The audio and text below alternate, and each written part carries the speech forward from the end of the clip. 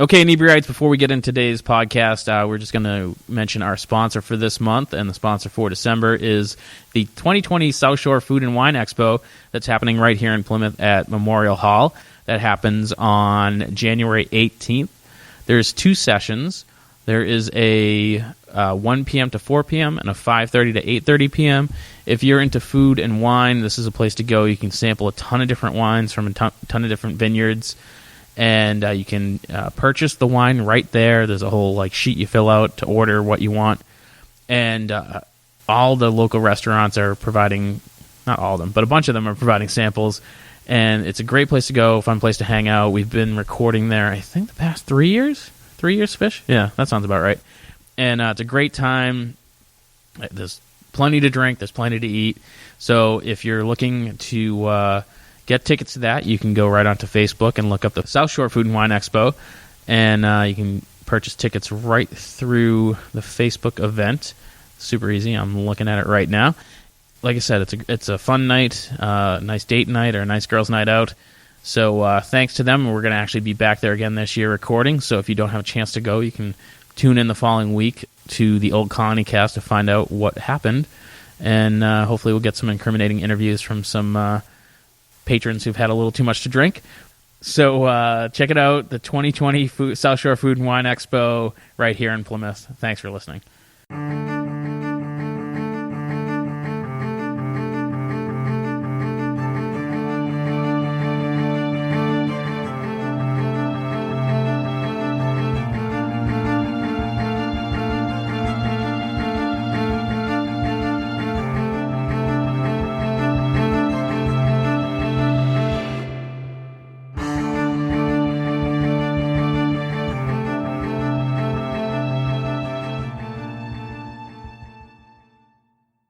All right, welcome back, Inebri-arts. This is Andy, the Inebri-art podcast. We are back again at Dirty Water Distillery, recording yet another podcast.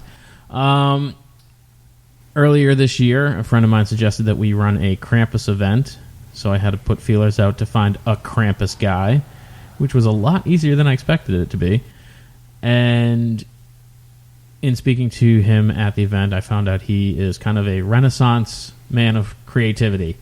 Does a little bit of everything. So, Christian Sherman, hi, welcome to the show. Thank you for having me. So, I mean, how we met, you basically, we reached out to Jen Evie, who's been on the podcast before, yep. And I'm like, hey, I need a Krampus. And she's like, let me get back to you. And you happened to be working on a Krampus costume at the same time? Was that just serendipity? Or?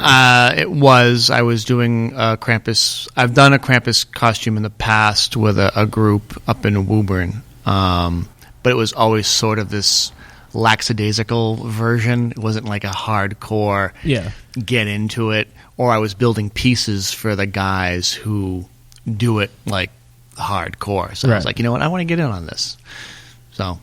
So do they have some sort of Krampus parade? There's a huge Krampus parade. It was up in Woburn on the 7th. It was on that Saturday. Oh, nice. Yeah, so it was some friends of mine, and they're part of the 501st Legion, so a lot of them are converted Chewbacca, converted Wookiee outfits, just... Krampus. I was trying to go the other way, and I couldn't chew rump. I couldn't chew Rampus. I couldn't make that one work in my head. So how did you get into the whole building costumes, and you do cosplay conventions and stuff like that? I do. So I initially I am in the construction field, mm-hmm. So I was building restaurants and houses and so on and so forth. So the construction field was always something that I was doing. Getting into, I started building cars. I used to build hot rods and muscle cars and whatnot. So that venue kind of then transposed into prop building. I have some friends of mine that do local independent film work. Mm-hmm. I think Rick Chandler. From Boston, Boston Film Family. I know of Rick. Of him. We're Rick. We're Facebook friends. So okay. So I've done work with Rick. I've done work with Dave Sullivan, who owns Sleight of Hand Films out of Somerville. Some other guys, Mike O'D, and there's a whole litany of characters that do all this kind of stuff. So they said, well, do you build, can we build stuff? So I would build movie props or sets for them. Can I assume these are horror movies? The vast majority of them are horror movies or some sort of exploitation film, which seems to be all the rage back again. But I'm game, whatever. It's fun. It seems like you don't get a lot of independent, low-budget dramas. Or like, romance films or, romance is very high budget. Yes, it's a lot of horror movies. It's or dark comedy, that kind of stuff. Again, exploitation series. So I was doing set work for them. I've also been doing cosplay stuff with. I have 2 daughters, and my oldest at the time. There was a show that was on TV. It was Heroes of Cosplay. I think it was on Sci-Fi. Oh yeah, I remember that show. And she was glued to the TV, and she came running in, and she goes, "Dad, can we do this?" And I was like, "Can we do what?" And she dragged me into the living room and showed me watching the TV, and I was like, "Oh yeah, we can do that. What do you want to do?" Yeah. So we went to the Rhode Island Comic Con. It was our first convention, and we did unintentionally a father-daughter cosplay. So she wanted to be Raven from Teen Titans, and I was Trigon the Terrible, which is technically Raven's father. Oh, okay. Wow, that's a weird. Right, for the first what time. I mean? For the first time, you didn't go to Deadpool? No, Deadpool wasn't a thing back in 13, 14. Oh, 13, I think it was. Yeah, the 4 hours of getting painted in red. Yeah, and I made the costume, and we tromped around, and it was fun, and we had fun, and it was kind of that thing that got hooked. What else can I build? What other things can I do? And I kind of got known for cosplays of the obscure. Yeah. Those were kind of always my favorite ones. The ones where... out of left field. Yeah. And kind of... not everyone would get it, or maybe you wouldn't even notice. Like, we used to play this game at cons, cosplayer clothes. So someone would walk by and be like, cosplayer clothes, and you'd be like, oh, crap, that's a good one. Are they eccentric, or are they in costume? Right. Like John Constantine, you go, is he just being in a trench coat, or is he John? Oh, it's Constantine. Are you familiar with Vermin Supreme? Yes, I've met him. That's how I met him, because I went up to him at a Comic-Con and I'm like, what are you supposed to be? And he goes, I'm not supposed to be anything. And I'm like, okay, right on. All right. Did you get a pin? Did you get a boot pin? No. He's been handing out boot pins in the last one we met him. Yeah. God, this was... I think the second Boston Comic Con. Okay, yeah. He's a strange dude. He's a weird dude. So we got into I did Black Manta, and at the time Black Manta wasn't even out. The Aquaman movie wasn't even out, or it was a showstopper. Everyone thought it was the greatest thing, and according to the internet, and obviously if it's on the internet, it has to be true. Yeah. I was the third cosplayer to do Black Manta. There was a guy in San Diego that did one. There was a guy in New York that did an amazing one. I mean, it was like spot on. And then I did. I was the third. So how do you fabricate a helmet like that? Because I feel like it would be extremely heavy. It is. My helmet is close to 8 pounds. It's foam and chicken wire and Bondo and LED lights, and basically it's sump pump hoses coming out of the top of it, and there's a wetsuit. There's a foam backpack that I fabricated that's got lights inside of it. I made a giant trident. Yeah. It was fun, and I got a lot of attention for it, and that's really a payoff when you do these things, and everyone says, it's cosplays, what do you get out of it? And the people who are involved in it, they love the characters, they embody the character, but the payoff at the end of the day, I mean, I think it is, the payoff is when you step onto the convention floor and you can't move. Yeah. You just get mobbed. You're moving 10 feet and you got to stop and nothing but pictures, and then you get to move another 10 feet, and then you get stopped again. Yeah. That's really the payoff. I've had some stuff that I've done, and no one knows what it is or where it came from, or it's just totally mundane. What's the most obscure one that you've done? The most obscure... so I'll have to go through... I have to make a list now. So I've got Black Manta. I did Zoltar from G-Force. Oh, yeah. Yeah, I've seen the helmet for that. Yeah. So that was my one at Boston one I did. That was a one time I did it. Yeah. I couldn't, and I did it right. I did it in high heels and, the whole 9 yards and the mask. Zoltar was a very androgynous character. Well, at the end of the show, if anyone remembers Battle of the Planets or G-Force, well, we all knew it as Battle of the Planets, but it was Gotcha Man in Japan. Was it a female character? Zoltar's a girl. Yeah. Okay. That was the mind blow. And everybody and every kid when they were 11, 12 all threw stuff at the television. It's a girl.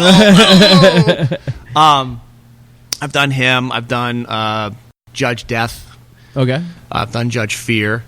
So the Dark Judges in the Judge Dredd world. I've done a Colonial Space Marine. Kind of a mashup between Hicks and Hudson. Yeah.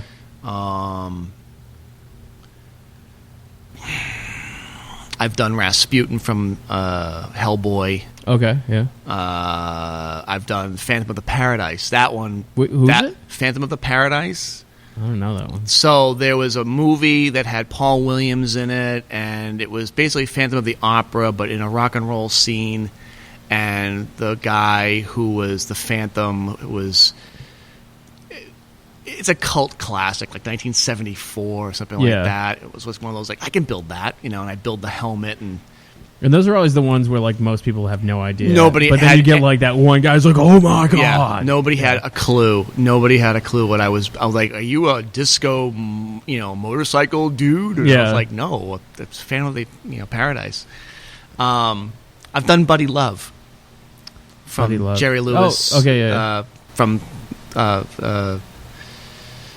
the Nutty Professor, the original Nutty Professor. I've done Buddy Love. That was like one person got it, and that was a stretch. So it was fun. Again, I've known for some bizarre, some bizarre stuff, and a lot of stuff I build. And that's the cool thing is, like, I brought up Deadpool. It's like I've seen. It's a million. 50 Deadpools at one convention. You're just like, yeah. But they're all different. Like one's got the pony, one's got the ring, one's got the unicorn, one's got the Hello Kitty, one's got a maid outfit on. There's some good derivatives of Deadpool. I think Deadpool's kind of like that. Deadpool's like the multi-tool of the comic book world. Yeah, I mean, you can literally do whatever you want. Maid pool, it's working pool, it's Wolverine pool, it's just add pool at the end of it, right? So it's fun to do that stuff, and a lot of stuff I also build. I build because I am incredibly bored. I have been self-diagnosed with a condition called narcoleptic insomnia. Okay, I can fall asleep anywhere, but I can't sleep. Oh, okay. That's weird. Get on the train. I'm out for 20 minutes, then I'm wide awake for next 6 hours. So I'll go out in the garage and just start tinkering in EVA foam or paint or steel or whatever I've got laying around the garage and just build stuff. I built the Riders of Doom from Conan the Barbarian. There was Thulsa Doom, Rexor, and Thorgrim's helmets. Yeah. They sat on my shelf for... I don't know, a year and a half. Just built them to build them, and it was fun to build them. Yeah. It was a dead of winter when I did it, so there's really no conventions, nothing else out there. And then gave them to a friend of mine for one of them for a birthday. I broke up the band, and the other two I donated to an autism charity fundraiser. Now, I've heard people talk about, like, the original Star Wars costumes and how, like, the 501st costumes are actually better because, people build them to, with fans in them and comms. Oh, yeah. So is there a real difference between building a prop or a costume for a movie and something that you would wear at a con? Yes. So if you're building something for a movie, depending on what you're building, so I've done stuff from plaques on walls that supposed to look like steel that are rusted to I've built jail cells. Okay. So and that's obviously for 4 sides and that's a lot of work. Depending on what you're building for props is where the camera is and where the camera isn't. What are you going to see? How much can you cheat? Again, for the prop itself, it depends on what you're building. Right. For cosplay, people are seeing 360 degrees of you. You can't build just the front of something and then cruise around with the back half of it, and you're wearing your shorts. You know what I mean? You can't be Luke Skywalker and just have an overall setup on. However, when you get into the 501st stuff, or if you're doing anything that's hooded or helmeted, there's that engineering factor that everyone kind of forgets about. So when I first did Black Manta, I had this. I thought it was the bee's knees. I spent all this time, and I forgot to drill ventilation holes. Oh man! In the helmet, right? So that's picture August, Boston, 90-degree sun. I'm wearing an all black outfit, wetsuit, leather, boots. I am literally melting inside this thing. I can't see because I'm totally fogged up the lenses inside. I didn't put a fan in there. I didn't put any ventilation in there or anything. So there's always that engineering 101. And when you see these guys who are doing the 501st stuff or stormtroopers, we'll just use as the example, they've all got a fan in there. Mm-hmm. They've all got their microphones because every stormtrooper talks the same. Right. Some are shorter than others. Knock, knock. So that's kind of what, you have to think about. There's the costume portion of it. Like you said, sometimes it's just clothes. Is it clothes or is it cosplay? Yeah. If you're just doing Ben Kenobi, you're just cruising around in a robe. Bathrobe, yeah. And you're good. And you can talk to everybody and you can see everybody and you can do everything you need to do. When you're in a hood or you're in a helmet, your vision is limited. Your hearing is limited. If I'm doing Black Manta, I do not speak at all. It's nothing but hand gestures. When I first did it, I had 2 handlers. I had my kids with me. Yeah. So I just followed them around, and they were steering me into who wants to take a picture, or what angle I need to be at, or whatever. So again, there's that whole engineering kicks in, and there are people. I'm not proclaiming to be the Steve Jobs of cosplay. Far from it. There's stuff that guys do that are light years. I'm amazed at what they're doing. They're doing acrylics. They're doing laser etched stuff. I've seen some amazing LED kind of features where someone kind of some sort of etched acrylics that they lit so it looked like Doctor Strange. That's exactly what I'm saying. Doctor Strange casting a spell. And I've got a friend of mine that lives up in Lowell. He owns a GiveWave Studios, Castro, and Castro has got a warehouse full of equipment, and he just makes these DIY kits that you can build yourself if you'd like, or you can order a full-on costume through him, and he's got laser cutters and etchings and you name it, and it's amazing what he puts together. So when I have a technical issue, I pick his brain. I feel guilty. I feel totally guilty doing it. And I'm like, hey, buddy. And he's like, no, I'm not helping you. So you said you work in construction. Is this something that, do you ever want it to become your job, or is it just this? Would that lose some of the fun? Do I want to become my job? So right now, currently, I guess we have to rewind a little bit. So I was doing construction for the better half of almost 20 years. Okay. Started off, I went to school for business. I was going to be, the next business guy. Yeah. And unfortunately, the college that I was going to changed the majors and changed the programs, and what I was going to school for was eliminated. Oh well. Yeah. Probably for the better.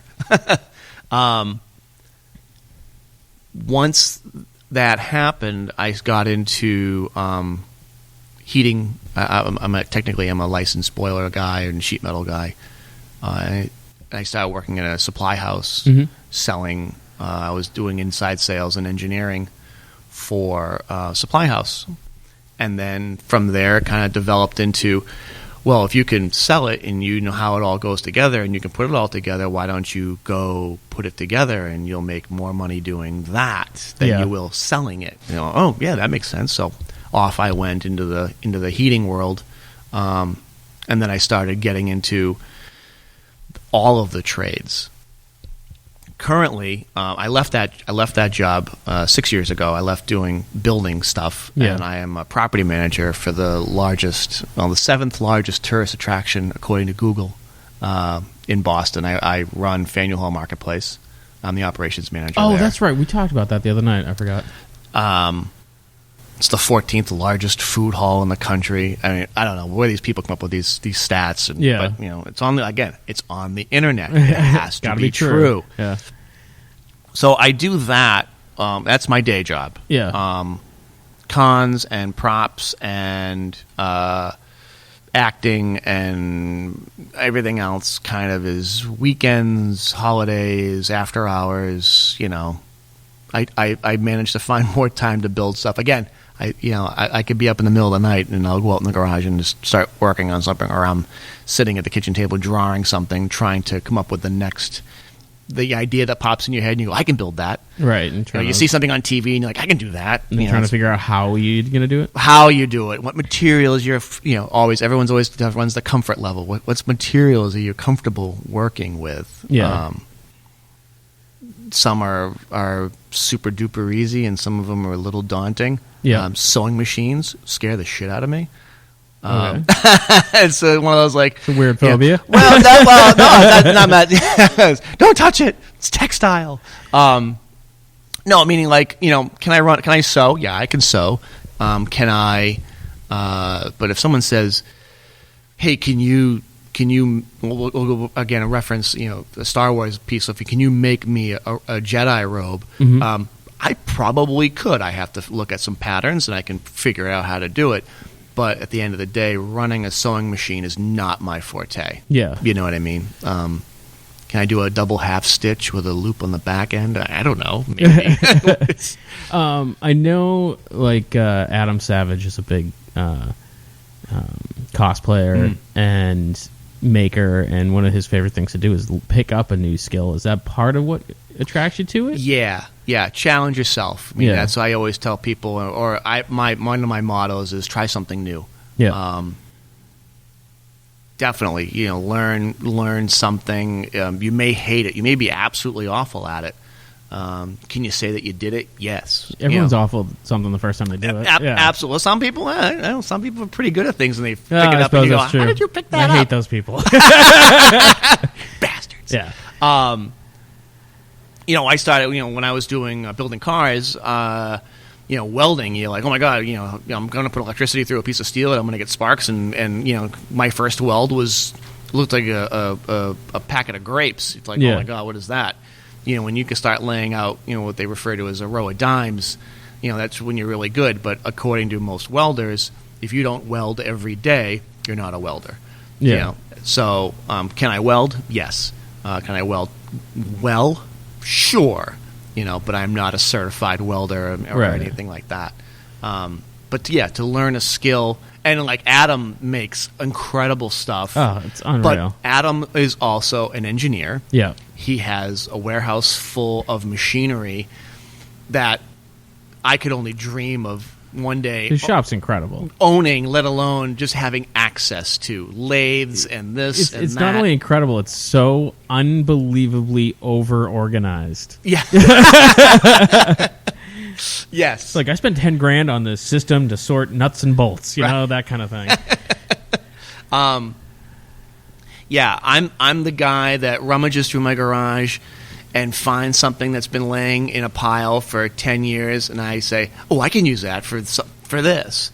I'm the recycling guy. So are you kind of a bit of a hoarder? Because I feel like my God, no. My wife says absolutely not. I used to be. When I was doing construction, I used to bring home stuff all the time. I'd bring, we were doing a demo on an old restaurant, and I'd bring home lamps and mirrors and fixtures and tubing and just stuff that was really interesting, and it was just pile up and pile up and pile up, and I was doing scrap. That's how I built most of the stuff that I had. I just scrap stuff and then get the money for it, and then I could go buy what I needed to buy. So I never took anything out of pocket or out of the quote-unquote household funds. Yes. Happy spouse, happy house. So I used to do that, and then I got scolded. I get sent to my room. You better get all this shit out of here, or else. Or else what? But I feel like a lot of artists do. Like every artist I know has like a bag of bottle caps, like beer bottle caps. I do not. Because it's just one of those like, oh, you can definitely make something with this. I don't really know what yet, and I have lots of weird. I have less and less because I've been moving a lot recently. I had 30 pounds at one point. This is great. I had 30 pounds of 3/4 inch nuts. Don't ask. I don't know why. I just had 30 pounds of 3/4 inch nuts, and I thought, gee, wouldn't it be cool if I welded these all together and made it look like a tornado? So you had the center one, and you just build it up and build it up and build it up, and then make this weird little diorama. But it's all nuts, right? Different sizes, but the base was going to be this 3/4 inch nut system. And I started welding it, and I probably got, I don't know, maybe 4 or 5 inches tall on this thing, and it was really looking kind of cool. And my wife walked in the garage, and she goes, "What on God's green earth are you building?" And I said, "Oh, I'm building this tornado out of 3/4 inch nuts." And she goes, No, you're not. No, this is not how you're spending your day." And that was the end of my nut tornado. Nut tornado. So, did she generally support your hobby? Yeah. Because out of all the things you could be doing, it could be a lot worse. Absolutely. She knows where I am. Well, she knew where I am most of the time. At one point, it's supportive, and my kids would help. And again, my kids were at one point doing costume stuff with me. Yep. Short-lived. Teenagers today, I hate to sound like that. That guy, that parent. Teenagers today do not have an attention span, or sometimes some do. Yeah. My kids just decided that it was fun to do costumes for 1 or 2 shows, and then moved on to something else. Yeah, they grew up. I've got a 20-year-old and an 18-year-old now, so it's kind of like they're working, or they're with friends, or they're with boyfriends or girlfriends or whatever, and you go, all right, see you later, have fun. You're doing their own thing. Yeah, I feel like that's that kind of age where they kind of do their own thing. And you're like, all right, well, every parent is stupid. See you around sometime. Yeah. Where are you going? Out. When are you gonna be back? Soon. Sometime. I don't know. Is there you have to have a list of projects that you want to do? Is there one that's really kind of I really want to do this, I don't know how, it's too it's not cost effective, or there's prosthetics are something that I'd really like. Mold making and prosthetics is something that I'd really like to do. It's totally cost prohibitive. Yeah. I don't know where to start. I know a bunch of people that do it all the time. Could I hang out with them and figure it out? Yes, but it's just one of those. It's finding time to do it. Sure. When I was doing some Judge Dredd stuff, and again, I always picked the bad guys. I was doing the villains. There was a character, his name was Mean Angel. Okay. Half human, half machine, and he has this, lots of prosthetics, and he has a dial on his head that sets his anger limit, I guess. Okay. If he's at 0, he's very peaceful, and if he's at 5 or 6 or whatever the button goes to, it's, he's a terror. There was a guy that in the UK that did one. It was really, really good, and I was like, man, I could do that. I could build that. Prosthetics are one of the things I would really like to do. Not really as a list of what I would want to do, but to have that skill set would open up more doors, and then probably would trigger me to build the next thing. And once you start doing prosthetics, all your movie friends are going to be like, oh, hey, can you do this? Can you do that? Can you build me a hand so I can blow it up? Yeah. So that kind of Well, from that question, I guess that kind of led me into. So I was doing back into the movie thing. A lot of the props I do are physical props. I do some. I started getting into special effects. Blood splatter and makeup. The basic. How are we shooting this? Oh, it's going to be in black and white. Well, I don't need to use real fake blood. I can use chocolate syrup because chocolate syrup looks like blood in black and white. Yeah. So doing movie stuff, I was doing, I was doing either set production. I was either a producer or an actor. I do have an IMDb card. Oh, really? Huh? My first foray into movies was American Hustle. The Christian Bale, Jeremy really? Renner. Yeah. So I was an extra. I was what they referred to as a head-to-toe extra. Yeah. They used they were looking for cars, period cars. I had submitted it. I belonged to Boston Casting as well, and they said, "Hey, can you we'd like to use your car?" And I was like, "Great, sure. Where do I got to be?" And they filmed that entire movie up in Worcester. I don't think anyone knows that because at the time Hurricane Sandy took out Atlantic City because the whole thing was based in Jersey. So they used Union Station as the casino. Yeah. So I got in, and they used the car, and it was awesome. And they dragged me in, and they said, "Okay, we're going to go into wardrobe." And I go, "Why am I going into wardrobe? You're just using my car." And they're like, "Oh no, you're in wardrobe. You fit that look." Yeah. I'm like, "All right, whatever." So they put me in this bell bottoms and like these Star Trek James T. Kirk boots. They gave me this raspberry colored velour tab collared shirt. And when I was a kid, my mother used to make me wear these velour. She made everything out of velour. Yeah. And I fucking hated velour. So when this woman gives me this thing, it was like kryptonite. I'm like, "Oh my God, I can't touch that." Yeah. And she goes, "Well, this is what you got." And I'm like, "Oh man, all right." So I put it on, and I was like, "Ugh, gross." I got this. It was a corduroy vest. It's a hell of a look you got. Oh, I had this whole thing, big belt buckle. I'm like, all right, so I'm the dirty hippie. I get it. Okay.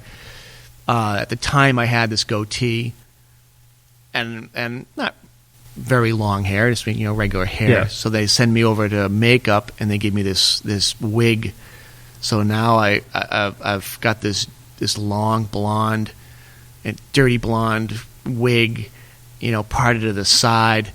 So now I've got this look. I'm like, all right, cool. I've got this I've got this wig and this goatee, and everything was looking awesome. And they send me over to the makeup girl or the guy, and he pulls out a set of clippers and just runs it across my chin like this. All of a sudden you hear this, and I'm like, "What did you just do?" It just took off half my goatee and out my chin. And I said, "Well, what are you doing?" And he goes, "Oh, I'm sorry.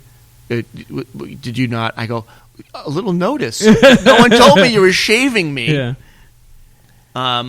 So okay. You just wanted my car. Yeah. I thought I was just here for my car, man. So he shaved my chin. So and gave me this porn stash. Yeah. And they sent me on my way.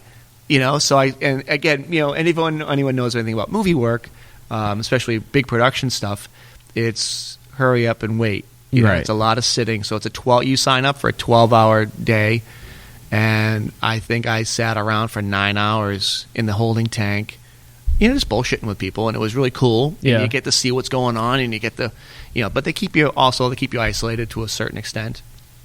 And finally, it's time to go out and get the car. All right, I'm in the car. They give you a walkie-talkie, and very explicit rules. They say, do not talk on the walkie-talkie. You listen on the walkie-talkie.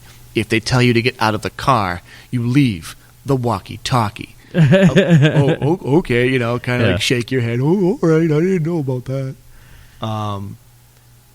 Took the car around the block a couple times, and I have a very loud, big block Ford Fairlane, just obnoxious. And I did a bunch of laps, and they're like, "Okay, you need to stop. Go in the Cadillac that's over there and drive the Cadillac." And I was like, "All right, fine, I'll drive the Cadillac." Yeah. Drove the Cadillac around a bunch of times. And that was it. And then they sent you home, and you're like, wow, that's kind of unrewarding. And I'm thinking, all right, I'm going to be in the movie, though. I'm going to be in the movie, right? But no, I'm just not. driving laps? Doing laps, and they, in front of Union Station, there's this rotary. So it's the scene where, I can't think of them, Michael Pena, I think his name is, who's playing the Sheik, comes out of the fog machine and into frame. And they had us doing laps around that to look like it was traffic, but then they're also doing it without traffic, and they picked without traffic. Oh, jeez. So I was like, oh, so all that you didn't man, I didn't even get on so I'm on the cutting room floor somewhere. That sucks. But the experience was really, really cool, and I kind of like, oh, what else is going on? So this is a big production, and am I going to get into a big production work? What else is out there? And I mentioned earlier, I know Rick Chandler, and Rick does local stuff, and he's like, hey, would you be interested in doing work for me, and acting for me? And I'm like, yeah, sure. What do you got? So, and plus I was building props for him, right? So he's used. I had a 2005 Crown Vic P71 police car, okay, push bar and blacked out windows and monkey light and the whole 9 yards. So he was doing a movie, and he needed a cop car. And he's like, can I rent your car? I go, you can rent my car, and you can rent me. What am I in for it? Blackmail. So it was fun, And then I kind of started building stuff, and now I'm into writing and directing. I've done 2 films on my own. What films were they? So I did one that was kind of cosplay based. I did one that was called Villains Incorporated, which was sort of a play on DC villains. Mm-hmm. There is one Marvel villain. I guess I'm a DC guy at heart. He take all the supervillains that ever existed, put them in an office space, but apply all of the office rules to the villains. So there's an HR department. Yeah. Well, you can't talk bad about so-and-so. You can't vaporize somebody. Did you give them a notice? That kind of thing. We had Lex Luthor. We had Captain Cold. We had Scarecrow. We had Deadshot. I had Madam Hydra. Yeah. A friend of mine does Madam Hydra. But these were all, it was an idea that I kind of came up with, and I wrote a bunch of scenes. And in a movie work, you try and do multiple days for multiple sets and get, not rush. Right. But everybody would only give me one day. So we picked the one day, and we crammed the crap out of filming everything. Yeah. It was 15 scenes in 13 hours, Jesus. basically. We just killed ourselves.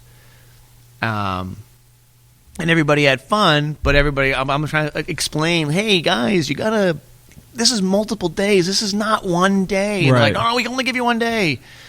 The sell point for me on that was that I knew all these people from conventions. They already owned all the costumes. They all embody the character. Right. So I'm not dealing with a seasoned, quote unquote actor. Yeah. But I'm dealing with somebody who already has this. They have the character. They down. have the gift, yeah, right? Yeah. They have that. They know they're going to be Bane, and they know how to talk like Bane. They know how to walk like Bane, and they even look like Bane. Right. So it was really easy, right, Yeah. in some sense. So we put it all together, and it's on YouTube, and it's like a 22-minute parody of right. Villains in the corporate world. The second one that I wrote, and I was submitting to film festivals over the summer. It's a bad cop, worse cop. I guess we'll call it a drama. Okay. Yeah. So that I learned from my mistakes, and I said, okay, we're going to use actors. Mm-hmm. We're going to have 5 days of shooting. We're not going to kill ourselves in trying to get these incredible scenes or some dramatic lighting or anything else. And it really, really worked out. We were only shooting for 6 to 7 hours a day. Everybody got to eat. Everybody got to go home. Nobody got killed. Yeah. Not that I'm going to admit to. They haven't found the body yet. So. Yeah, right. The only good witness is a dead witness. But it's funny. Like, I think regular people don't really get. I've been working on some training videos at work, and the training videos are only like 10 to 12 minutes long, and it takes 4 days to shoot it. Yeah, because you gotta set it up this way, and this shot's not going to work because it shows this, and we can't show that, and you shoot like, I don't know, we're shooting maybe 40 seconds at a time, and then you piece it all back. But it's still 4. Yeah, but still 4 days. You're like, it's a drag. Yeah, no, I get it, and a lot of people don't understand that when you say, well, it's just, and I go, one scene. When you look at a movie and you're having a conversation, to just do a wide angle of two people sitting at there is boring. Right? You get it. So how do you spice it up? Because the whole thing is to entertain somebody. So you have the conversation, but you're just filming just the one subject, and then you're filming the other subject. So then you can cut between one the two, and two. Yeah. Then you might have a wide. You might have a dramatic point where you have someone over a shoulder. There's all these different angles. And when I was doing my first one, it was so limited on time, we didn't have great angles. Some of them are just one shot or two shot angle work, and you go, when you see it, you're very excited because it's your. I don't hate to say it's your baby, but it's your thing. But when you watch it the first time and you go, isn't this amazing? And then you watch it like for the 30th time and you go, oh my Lord, what was I thinking? That shouldn't have been like that, and that shouldn't have been like that. And after doing my second one and also working on other people's stuff and becoming not just an actor, but becoming a contributor to the project, they go, what do you think about X? Or what do you think about Y? Or what do you think of this work? Or can we make an angle? And I say, this would really look good like X or Y. Right. Like, I want to get this in the shot, and I want to get this in the shot. Right. How do you do that? Yeah. Well, we can do this, so we can come up here. What about a Dutch shot? And we'll zoom it in, and we'll pull it back, and we'll hook it on the car, and we'll get crazy. Yeah. You see all this, and you get more and more passionate about it, and then you get, you go deeper and deeper down the rabbit hole. Yeah. Right? So the next thing you know is, when I was doing the second one, it took me about a year to write it, and I was writing everything on the train ride in and out of town. So that's a 40-minute train ride. Some days I wrote, some days I didn't write. But it was just all notes. So I had this notebook full of notes. And then you take the notebook apart, and you piece all the notebook together, and then you have to sit there and try to type it. I am an awful typist. I am a hunt and peck, two-finger, and trying to get other people to do it is, forget it. Right. I'm not letting you read my crazy shit. Either that or they're like, I can't read half of this. Right. Did you write this on a train? Is that it's don't, what's that chicken scratch? Yeah. The number of times someone has asked me, been like, what does this say? And I look and I go, I don't know. I can't read it either. I got to go back six pages and read the entire thing, and then I know the context of what the hell I was writing. Right. It's the same thing. So to write it, and then I had some friends of mine run a casting a company, and my friend Mike owns film equipment, and that's what he does. So it's like, okay, let's cast everybody. Let's do auditions. Let's really do this. And the production pointing of it is really fun. And meeting new people is really fun. And people that I would never, ever think that I would even hook up with, you know.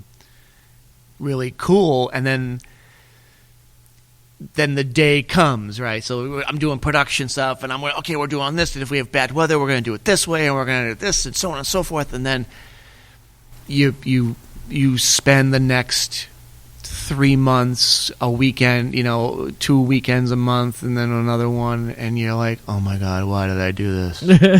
I remember this now. I remember this portion of this. This is why I hate doing this.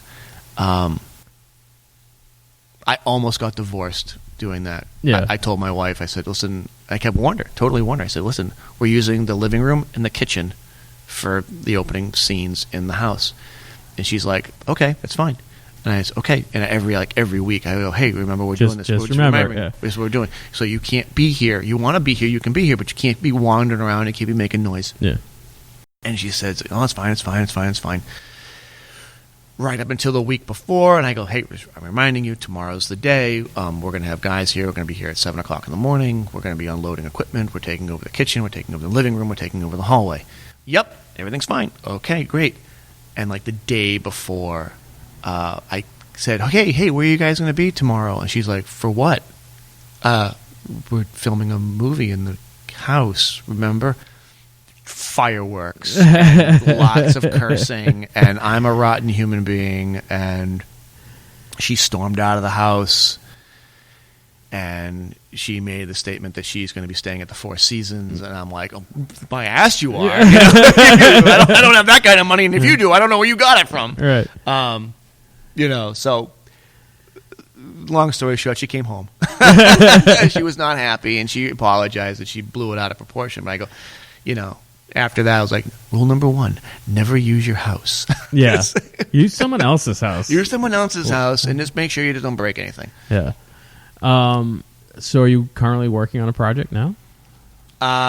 So I am working on some pre-production work for we're looking at it's called the PSA. Mm-hmm. It's a goofy commercial. I'll let that spill the beans, I guess. We're doing it's a BDSM PSA, very think 50s style, that la la la la la la in the background, that whole, hey guys, it's me, that kind of vibe, a little tongue-in-cheek, but at the same time, the message is still the same. Right, so we're kind of working on that.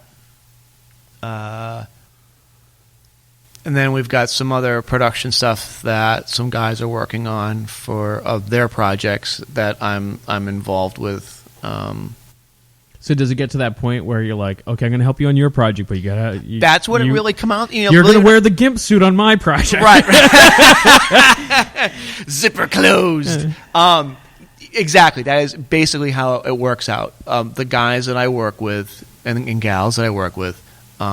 We all work on the same crews. We all work on each other's projects, and it's a trade. It is. It's a total barter system. Sometimes there's money, sometimes there's some money has to be involved. Like Rick does some editing for me, and I throw him a couple bucks to say, hey, can you edit this for me? And I know it's time consuming, and it's appreciated. And he does the same thing for me. Can you build some stuff for me, or can I rent a location from you? And I go, yeah, sure, of course you can. You can. It's not my house. It's not my fucking house. Yeah. It's good that way. I just finished a 60 Seconds to Die spot, and we're working on another one for this winter because we want the contrast between snow and blood. Okay. So we're working on that as well. So we've got. Pre-production work is going to start up again probably like after the new year, January, February. And it's basically, 4 or 5 hours out in the woods just filming and killing a guy. And hoping there's actual snow. Well, we had it almost done last year, last March, that last snowstorm that came through. We had like 10 inches of snow and it was awesome. And then it turned 50 degrees outside. And it was 50 degrees for like 5 days, and I just watched this snow slowly dwindle. And I said, "Okay, if it gets cold again, we'll be okay. We've got 3 inches. We still have some." And then the next day, I go outside, and there's some leaves showing in the woods. And I go, "It's okay. A couple bald spots. We're gonna be fine. It's gonna be fine. It's fine. It's fine." The next day, I wake up, and there's nothing but fog across the entire ground, and I'm like, "It's over. It's over." And it was. Unfortunately, this fog ate the snow, and everything out in the woods was turned to mud and just complete shit. And I said, I'm not bringing equipment out there. I'm not bringing cameras and lighting. And I go, no, we're done. And we called it. And I said, you know what? We'll shelve it until next winter. Yeah. And it's fine. You know what I mean? And it's only really it's 6 guys. It's 1 actor up in a tree, in a tree stand, and everybody else is on the ground. They're all cast. I mean, they're all crew. So it's like super easy. In theory, it's super easy. I say super easy. So it's now fun. it's totally not going to be because you said that. Right. We're gonna have 12 feet of snow. Can you get it out there? No, I can't. Where can people go online to find out what you got going on or check out your So movies? I have an Instagram. It's West Street Studios. It's the same thing on Facebook. I hate to say I don't really look at my Facebook page for the studio side of it. You can go to Christian Sherman on Facebook and you can see what I do. I don't just keep exclusive content to one page, and a